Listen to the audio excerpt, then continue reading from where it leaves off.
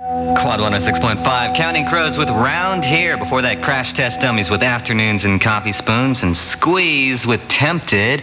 And Julie, you know what? Are you there, Julie? I'm here. Oh, sorry. That's okay. A lot of people have been asking for months about Lollapalooza tickets. Yeah. And I have the information. You do? Yeah, tickets go on sale this Sunday. Oh, really? At all Bass outlets. Are you getting them?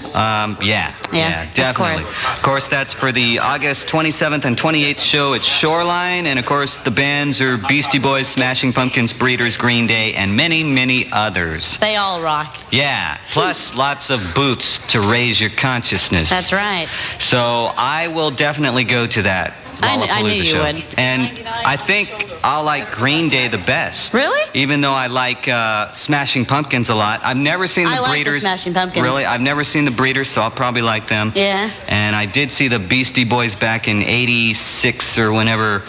Fight for your right to party. Whenever that was out. I met them too back then. It was really weird because they're like the exact opposite of how they are on the records. Really? You know, they're just mellow? Low-key, mellow. Yeah, so. That's interesting. It'll be fun. Well, good. So that's the information. Tickets for Lollapalooza 94 go on sale this Sunday, 10 a.m. at all Bass outlets. Great. And with that, Julie, yes? Can you top that with your information? Well, it depends. If you like bad information, if you like slow traffic, bummer. then... Okay. Well, good news, I didn't hurt anyone last night with the CDs. Okay, So. I know you like to throw those out in the crowd, and I've gotten in trouble doing that before by hurting people, and I stopped doing it because I think I'm a menace to society. Yeah, you're probably right. I'm gentle now. All right.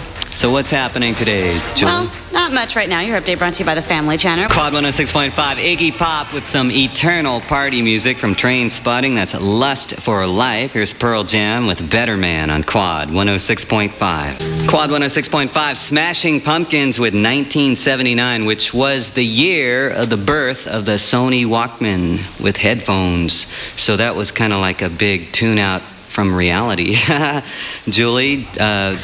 79, huh? Yeah, do you remember that, or is that too long ago? Well, I didn't realize that's when they were That's when they first came out on the market. Wow. And I think it changed the world of music forever. You think so? I'm pretty sure, because then you didn't have to rely on being in a specific place to hear music. Yeah, that's true. You could carry it around. Yeah, it became your life. Yeah. And it is my life. I know it is. All right, so what's happening on the streets? A lot, actually. Your update is brought to you by Sanwa Bank. KWOD 106.5, Nirvana with All Apologies. I'm Alex Cosper. Just about out of here, but I do need to give some Fish tickets out in a minute after I discuss something with Julie Ryan. Okay. You know, this weekend you might have some free time, and I want to give you 3 different statements, and you tell me which one best fits your imagination, and if you don't like any of the 3, you have to make up your own.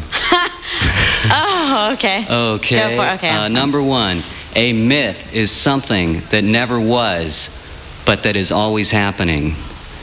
Think about that. Number 2. Wait, okay.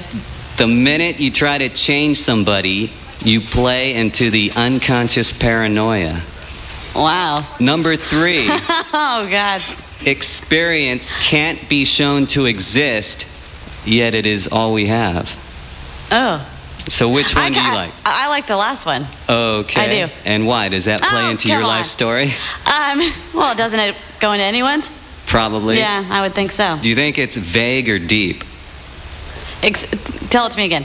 Experience can't be shown to exist, yet it is all we have. It's pretty vague. Thanks for blowing my trip. I wanted to leave here on a puzzling note. Okay, here. Okay. Man, that is deep, Alex. All right, tell us about something deep that's going on the freeways. I ruined it. I'm sorry. It's cool. Traffic brought to you by Sanwa Bank. KWOD 106.5 with Texture. It comes from Catherine Wheel off their album Ferment. This evening they will be at the Cattle Club performing around 9:30, 10 o'clock. In a few moments' time they'll be heading on down to Spirit Records, which is on the corner of Sunrise and Coloma. Down there doing autographs and things. I'm not sure what we're doing, actually. Saying hi to the masses. Burying our bottoms, probably. Mooning the motorists, as it were. Yeah. Alrighty, fantastic. How did the name come about? Okay, I had this. I was talking about this yesterday. This lady phoned up and she went off on a tangent saying, "Oh, Catherine Wheel." I was reading up on Catherine Wheel. Oh, right. Is that how it came, or is it due to some other means? It's a firework. Yeah. It's an English firework, which you'll know about. But a lot of people in America, I don't think they have them over here. It's a spinning, exciting-looking firework. So how did which we release on November the 5th. Yes, for different reasons. How did it initially started out for? Why did we choose that? Sorry, yeah. I mean, how did you get titled with Catherine Wheel? Was it something? We had the nature of our first performance was hurriedly this gig which we were hurriedly given unexpectedly. And we had like 2 days to choose a name. Right. And it was really the only one in the pot. So we thought, well, we'll have that and we'll change it if we don't like it. And then and things moved on quite quickly after that first performance. So we didn't really get a chance to think about it. So it stayed. But and that was as simple as it got, really. But and then we found out later that it was a medieval torture device. Yeah. These are things we've talked about till we're blue in the face.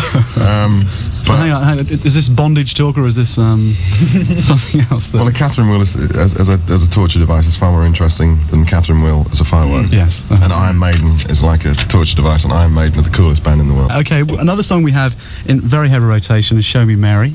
Is it really heavy rotation? It is very. Just have a look at the power rotation. Hang on. You see, they don't believe that we're playing their tunes here. Hang on. You see, here we had are you going to play a monstrous Catherine Wheel block. Oh, wow. You see, look, 3 Catherine Wheel songs back to back. And undoubtedly later on during the day there'll be a lot more. I'm reasonably satisfied with that. But you guys don't get royalties from what we play, do you? Unfortunately. I hope so. You do in the UK, but you don't here. I know PRS here as well. Unlucky. So never mind. I know you get monstrous amounts at home, but not over here. Anyway, Show Me Mary. What's it about?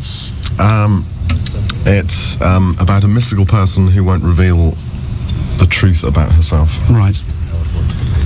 That's about it. That is it. Yeah. Simple. Who wrote it?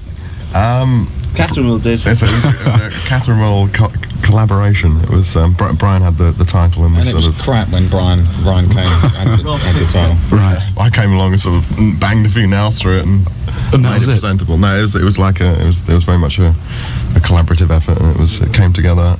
Again, it was one of the first songs which we completed for Chrome, the new album. Okay, fantastic. Well, thank you very much, Lee, for coming in. Good luck tonight. Thank you. Good luck for the rest of the year. Thank you very much. Hope you get home before Christmas. Thank you. I doubt it. And we'll see you next year, no doubts. No doubt. Yes, I think we'll probably be back in January.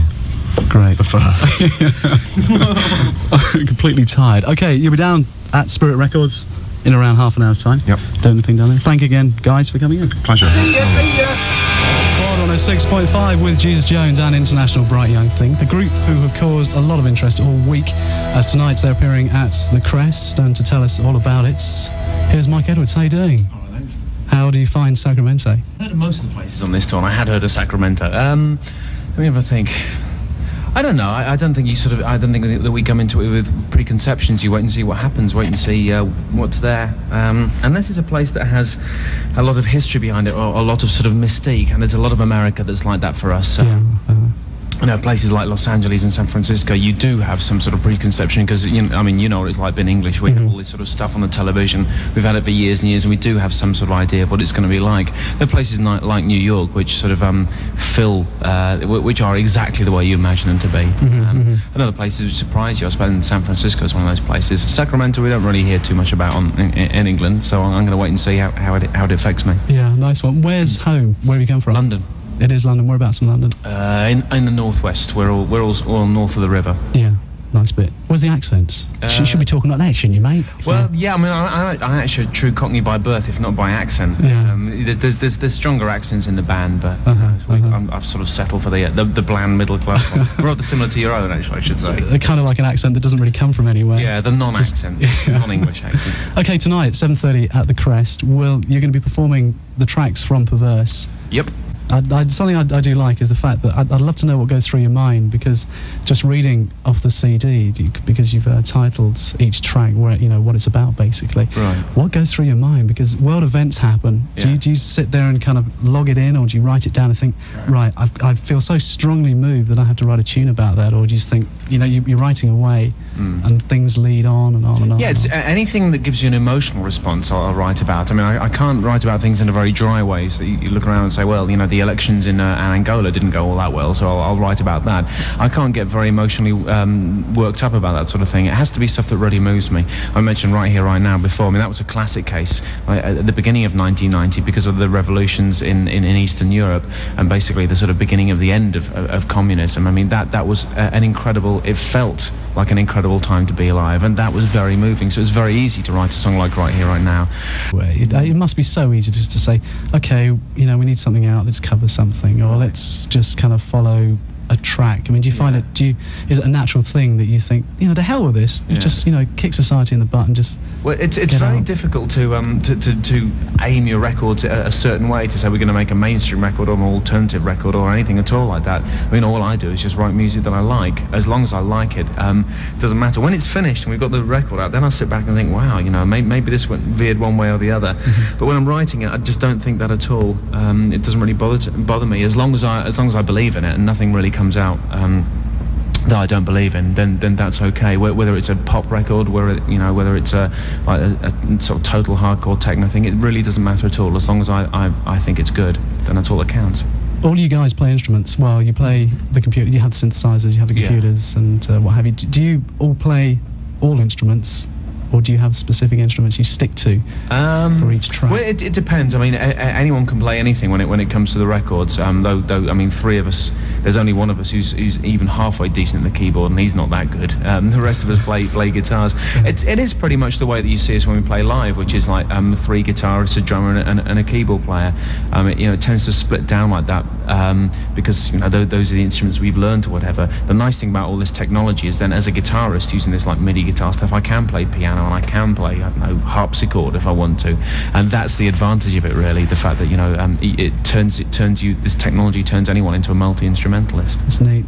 Yeah. Mike Edwards, thank you very much indeed. Playing out with zeros and ones. Why?